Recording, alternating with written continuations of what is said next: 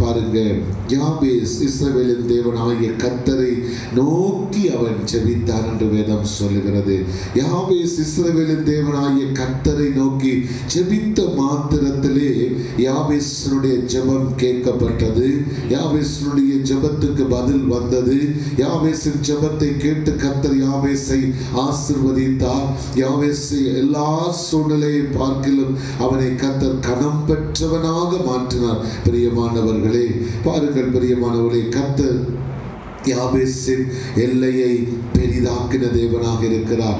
யாபேசை ஆசீர்வதித்து உயர்த்தின ஒரு தேவனாக இருக்கிறார். எனக்கு அருமையான தெய்வ பிள்ளைகளே, யாபேஸ் இஸ்ரவேலின் தேவனாகிய கர்த்தரை நோக்கி அவன் ஜெபித்தான். பிரியமானவர்களே, அவன் வேண்டிக் கொண்டதை கர்த்தர் அவனுக்கு அருளினார் என்று சொல்லப்பட்டிருக்கிறது.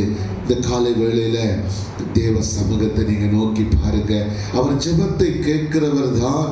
ஒரு நாளும் தம்முடைய பிள்ளைகளுடைய ஜெபத்தை அவர் கேட்காமல் போகிறவர் அல்ல, ஜெபத்துக்கு பதில் கொடுக்கிறவர்.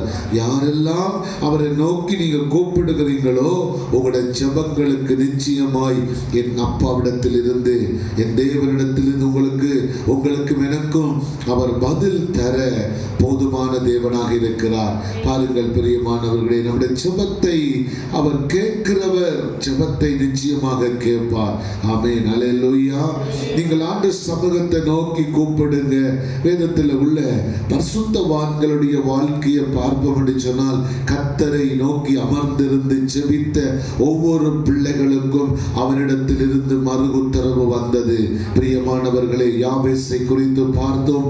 யாபேஸ் இஸ்ரவேலின் தேவனாகிய கர்த்தரை நோக்கி அவன் ஜெபித்த மாத்திரத்திலே இஸ்ரவேலின் தேவனாகிய கர்த்தர் யாபேசின் ஜெபத்தை கேட்டு யாபேசுக்கு அற்புதம் செய்தாருங்க.